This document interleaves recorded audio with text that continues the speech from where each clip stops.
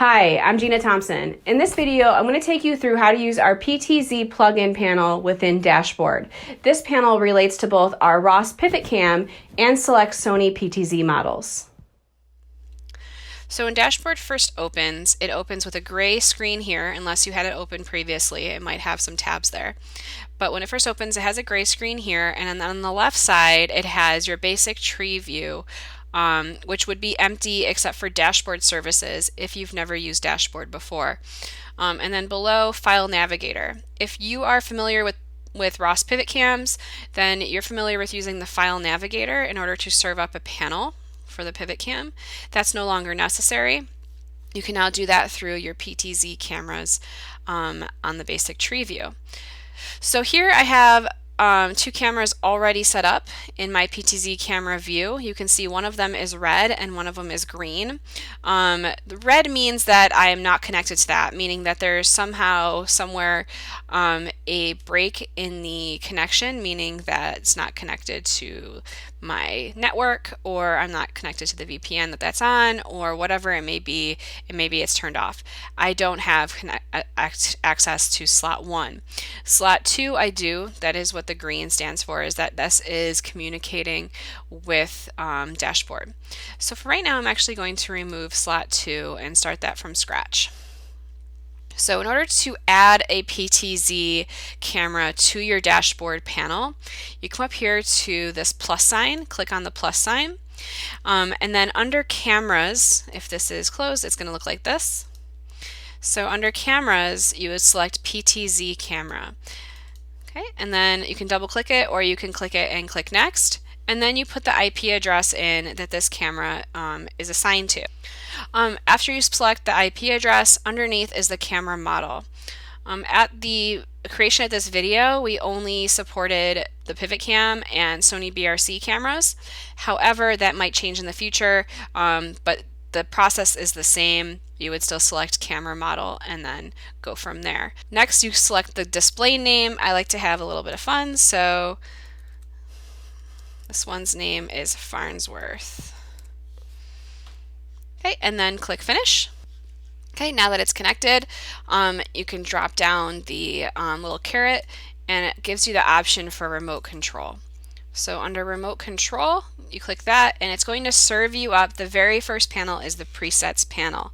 However, before you start getting overwhelmed by this panel, go ahead and click on config. So these are the operational functions of this camera. So first, let's start with config. On the config panel, you have the main menu panels up here, and then you have the sub menu panels down here. On the very first camera panel, you'll see camera info. So you'll see what you named it, what type of PTZ it is, and then what type of firmware it's running. So here, that's what shows down here, and then the role that it has to play, and your status, your IP, and your port number.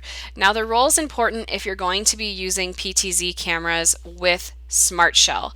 So we have something called a gateway that will allow you to run the PTZ cameras that you're setting up here in Dashboard with Smart Shell. However, that will be in another video. So for now, just to understand that the role here relates to Smart Shell. Now, on the right side, you have camera options. So a couple of things you can do here is turn the power off, adjust the IR settings. So you can either turn IR on or off, and word of caution for doing that, if you turn it off, the remote control will not work. So you will always have to remember the IP address. And what I mean by that is, if for whatever reason you don't have access to the computer that you have it set up on, and you need to get into the camera, if you've turned off IR, then the remote control won't allow you to serve up the menu, and you now have lost the IP address and any way to find it. So be sure that you do write the IP addresses on the cameras, just to be sure, if you ever want to turn off IR, but also write the IP address on the camera anyways, to make sure that you remember it going forward. A couple of other things down here, your ceiling mount. So if you want to mount it upside down, this particular option gives you a place to tell the camera that you are upside down so it can flip the image. Flicker compensation is for LED walls, 2D noise reduction, 3D noise reduction. These are all things that you can adjust from here as well, and variable zoom. Now, video mode, this is where you would set the resolution. So the PivotCam SE that I'm working with right now has an option to go all the way up to 1080p. And you can adjust your scan rate here as well. Your frequency, usually 5994 is pretty standard, but you do have options to set it anywhere else. So then you have to click apply changes for it to work. Now on the right side, these are your streaming video. So PivotCam SE has a web panel that you can log into in order to see an output through a flash player of the stream. We have a main stream and a substream. The main stream is what you would use for the higher resolution 4K stream. Now you can set that up here, and you can enable and disable it here as well. Same with the substream, you can enable and disable it. This is a lower resolution. It's meant for monitoring. So if your site is using an SDI output as well as a streaming output, great, you can totally do that. It basically allows you to have 3 outputs at once, because you have your SDI output, your mainstream one, and your substream, and they can all be in different resolutions if you'd like them to be, and they can all be happening at the same time. So you can set that up here. This is under video mode in your configuration panel. Next, under operation, you have joystick. So if you have a joystick that you have set up to work with dashboard in order to control your PivotCam SE, or in any other sort of way, a Sony camera or a Panasonic camera, depending on which type of camera you are using this panel with, you can set it up so that up is up, or up is down, or right is left, left is right, and you can also set up your sensitivity here. Now on the right side, you have the interface options.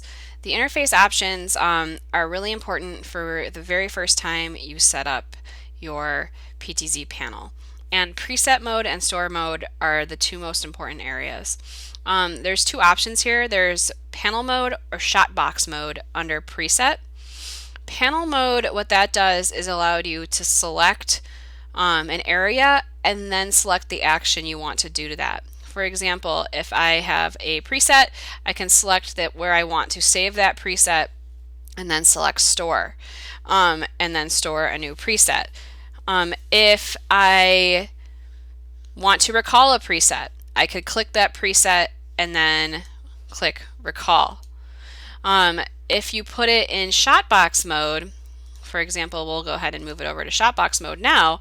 If you put it in shotbox mode, you select the action first, and then you select what you want it to do. Recall is locked on, meaning that I could just keep clicking through here and recall. If these all had presets in them, I could recall all day long. Same with store.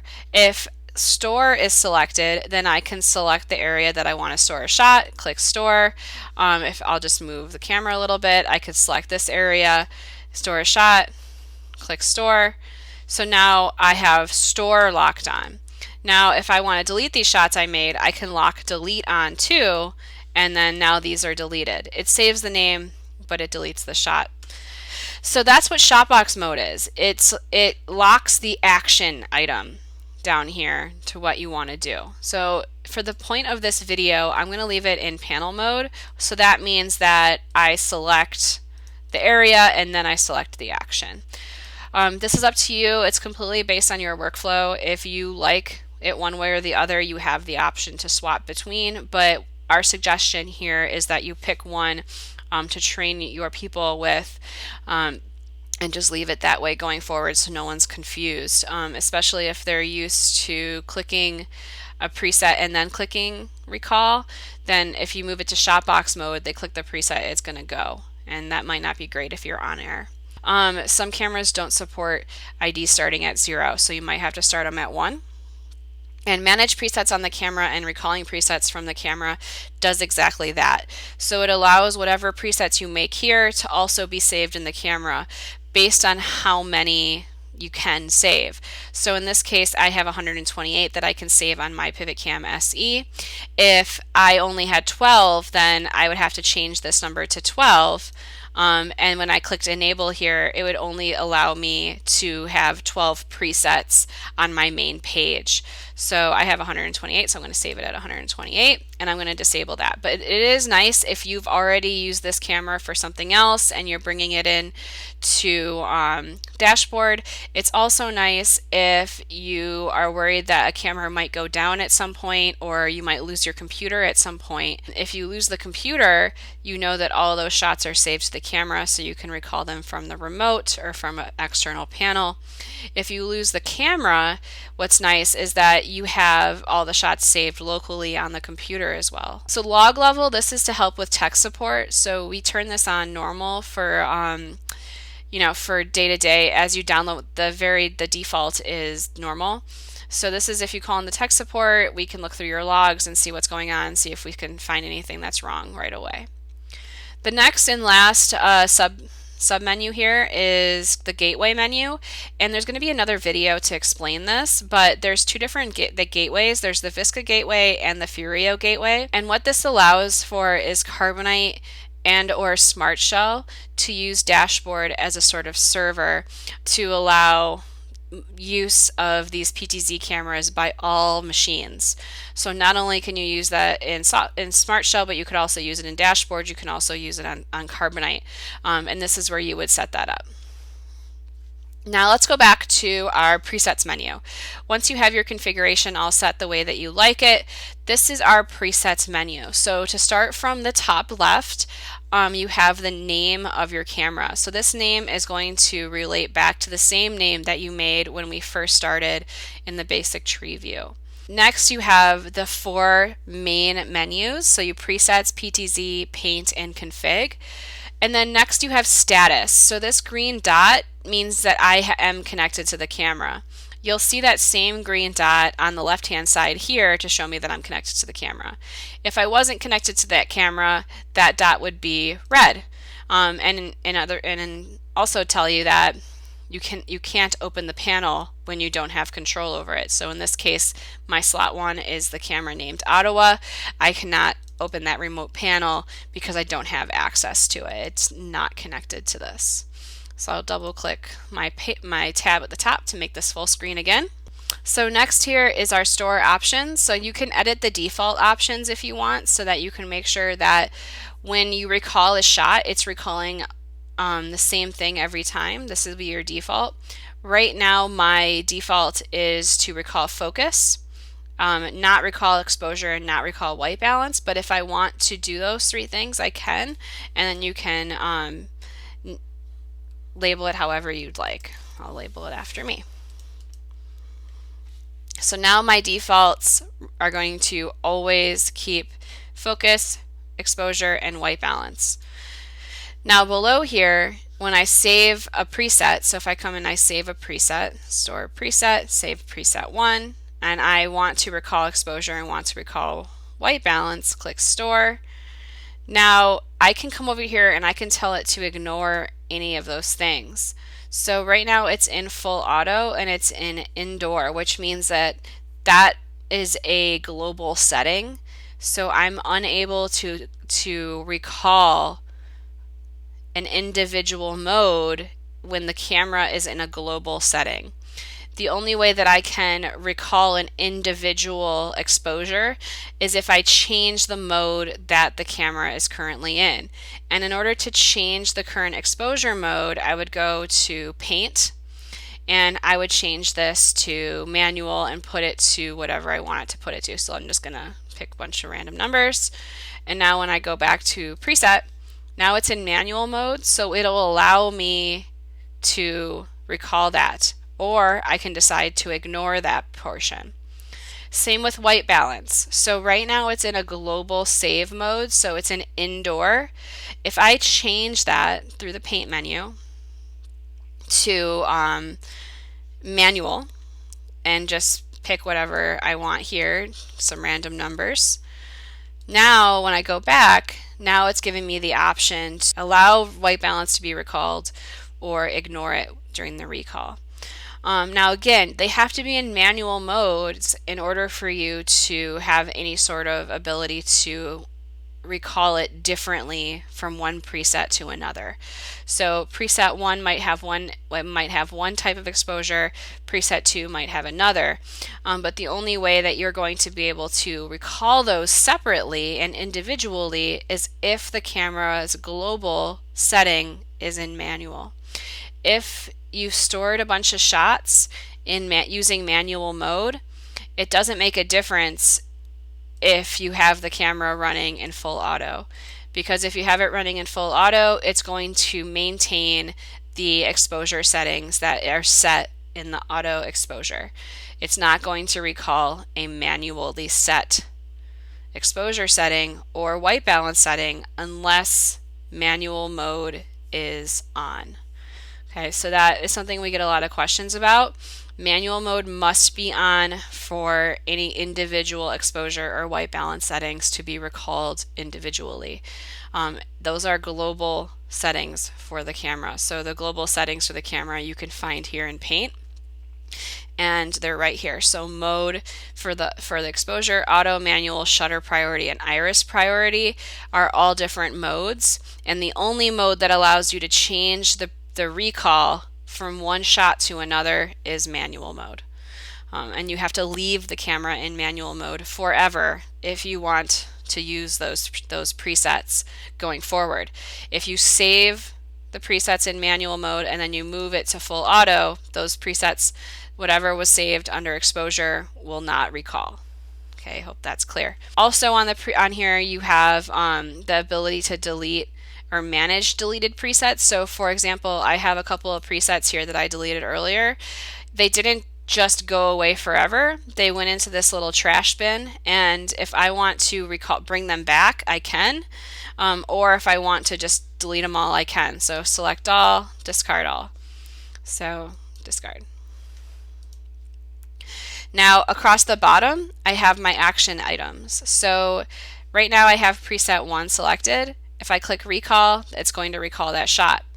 If I select preset 2, notice there's nothing saved there, so it's not going to highlight anything under the recall button. It does highlight store and preset options. So if I want to store a new preset, if I want to store a new preset, I can click store here, and now I have a new preset. It's named Gina, and now I have all these other options. Not only can I recall it, but I can delete it.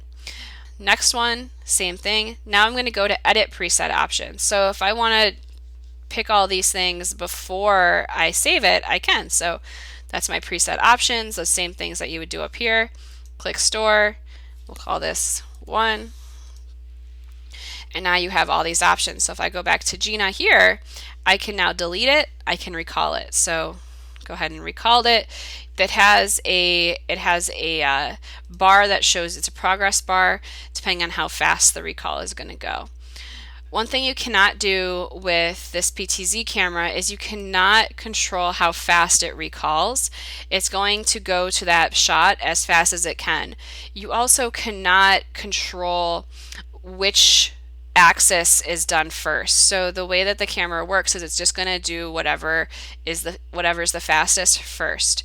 So for example, one time you recall it, it might do pan first, then tilt, then zoom, then iris, then focus. Another time you do it, it might do tilt first, then pan, then iris, then zoom. So there's no way to know, going from one shot to another, the order in which the axes will be recalled. Almost always focus is last, which is why we don't recommend the pivot cam to be used as an on-air move. You know, going from preset 1 to preset 2 to preset 3. I wouldn't recommend doing that on air only because you'd never know how the camera is going to react to that preset. It might zoom first, it might pan first, it might tilt first. So just be careful when doing those types of things. Now, last but not least, you have manage banks. So manage banks is this in the top left here, and when you click on that, you can see the different bank names. Now you can change them just by clicking them. So if I click bank 1, I can call that morning show. I can add a new bank here. So I can add my bank could be the noon show, And it also tells you how many, what kind of format do you want it to do? Do you want only names? Do you want numbers and names? Do you want 2 lines of names and numbers? And how big do you want your text size? So now you see across the top, I have the morning show with the 3 presets I've already made, and then the noon show with 0 presets, that's empty. You can also export this, so if you want to remember the presets that you have and also remember all of the defaults that you saved for those, you can export it to your computer and it'll save as part of this camera. So I'm going to save it, and I can just put it anywhere on my computer that I find to be convenient, and that just gives you the ability to have a backup in case something happens where all your presets are someone screwed them up and changed everything that you had here. You can just recall what you had set up from the beginning. So it can exit out of that. So that is our preset window. The PTZ window is where you can actually control the movement of your camera. So this crosshair here controls your pan and your tilt. On the right side, you have your iris and your iris, your zoom, and your focus. So right now I have auto iris on. If I turn that off, I can now adjust the iris manually. And you're doing this when you should be looking at what the camera's doing as you're moving the bars to see if it's where you want it to be. This particular camera has a 20 by digital zoom, and which is actually pretty great because it has a 4K chip. This PivotCam SE has a 4K chip, but you're only using the resolution for HD. So you're not going to have the same type of artifacting that you have with a traditional digital zoom, where with normal digital zoom, you're just zooming into the resolution that's already there, where in this particular digital zoom, we're using the full sensor. We're using 4K, so we have much larger resolution to play with.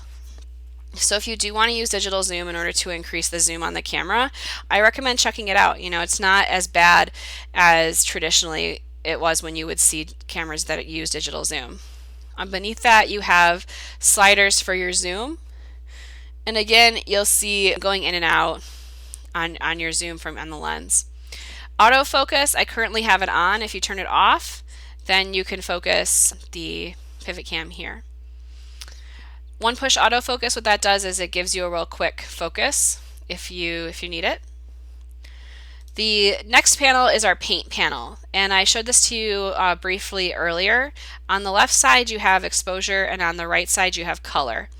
Exposure, these are global settings, and what I mean by global settings is when you select one of these, it affects the whole camera. So when you select full auto, that now means that you can't recall any of those manual settings that you created. It doesn't flip between the two, it just stays in that mode. So in this case, if I go to full auto, it's staying in full auto mode.